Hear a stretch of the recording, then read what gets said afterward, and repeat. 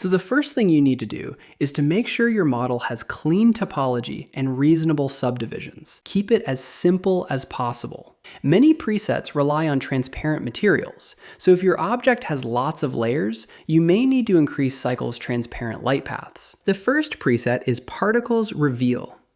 In single object mode, select your object, the direction and the particle's material style, then set the colors.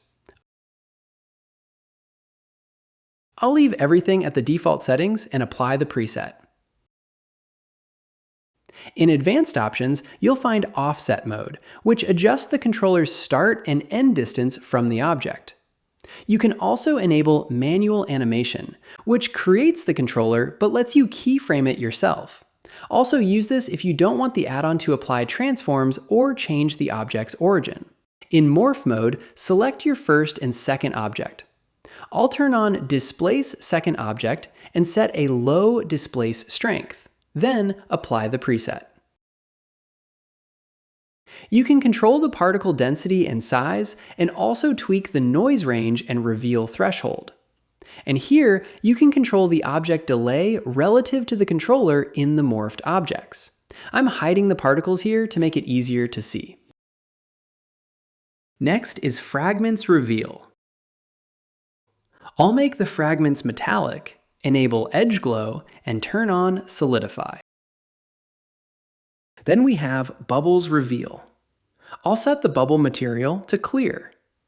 You can adjust the density, scale, and many other settings. We'll cover Morph Between Materials later in the Materials section, and there's also a Morph Between Objects mode like the previous preset. After that is Volume Particles Reveal. I'll choose Noise mode and increase transmission so the particles look more like water. I'll add glitter, but lower its probability, and set emission strength to 0. Finally, I'll lower the min distance value to get more particles. In the wireframe preset, I'll choose the wire color and emission strength, and add a triangulate modifier. You can also adjust the wire delay and the radius in here. A side note, don't hit undo immediately after applying a preset. It can crash Blender. These presets run many complex operations, so click anywhere or move the timeline a bit, then undo. Next are the material presets. They're the lightest presets because they mainly affect materials, except burn, which can also add displacement to the object. First is Dissolve. Select your object, enable Edge Glow, then adjust noise scale and noise detail to fit your object. In the material section, you can tweak the material settings here. This section also has a morph mode between two materials. This is a free model from BlenderKit. I merged the car into one object. Select your object, make sure the material you want to change is the active one, then choose the first and second materials. Adjust Edge Glow and Noise and apply. Next is Disintegrate. It's not direction-based. It affects the whole object, so you can just enable Edge Glow and apply it. If the object is moving, like the chicken example, it's recommended to use manual animation so the preset doesn't apply transforms or change the origin point. The preset is applied to all of the object's materials. We can also select the eye and apply it the same way. Voronoi is like Dissolve, but it uses a Voronoi map instead of noise. You can apply it in a specific direction or affect the whole object. The Wave preset uses a wave map.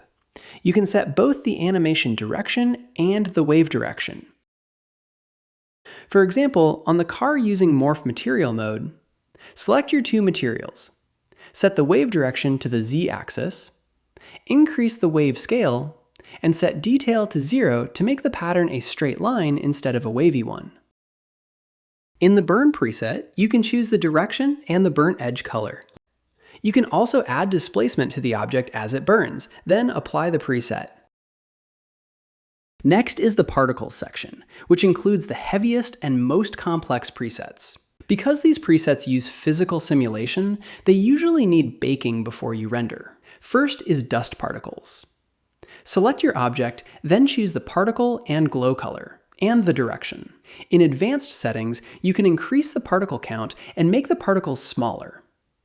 After applying the preset, select the emitter and bake it before rendering. Then there's the geometry node's dust particles. It looks different than the previous one, and it's also much lighter. After applying it, you can tweak it in the modifier settings, then bake it from the geometry node section using the bake node. Next is the explode preset. I'll use the morph mode, and I'll set the gold shell as the first object. For faster baking, I recommend using simple models for this effect. After selecting the objects, I'll enable gravity, but I'll set it to start 20 frames after the explosion. I'll also turn on the glow. In advanced settings, make sure collision is enabled. It turns collision on the second object, so it gives a better explosion result. You only need displacement in morph mode if both objects are exactly the same, but since the gold shell is already bigger, I'll set displacement to 0. Then, after you apply the preset, you can bake it.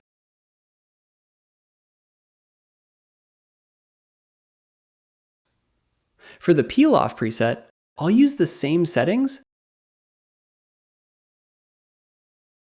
then bake.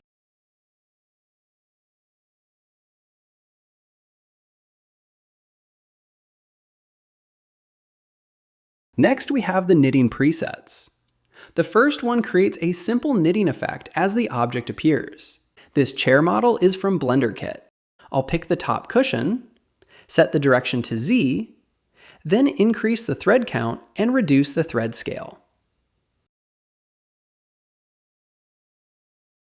The advanced knitting preset is more detailed and adds a displacement on the object. I'll animate the first cushion in the Y direction. Because the object is small, I'll reduce both the inner and outer thread scale, increase the inner thread density, then apply. You can adjust the knitting and displacement settings here, and you can also edit the material settings here. I'll do the same for the top cushion on the Z direction. For the chair legs, I'll use a wireframe modifier. I'll add glow, then in the advanced section, I'll make the wire thinner.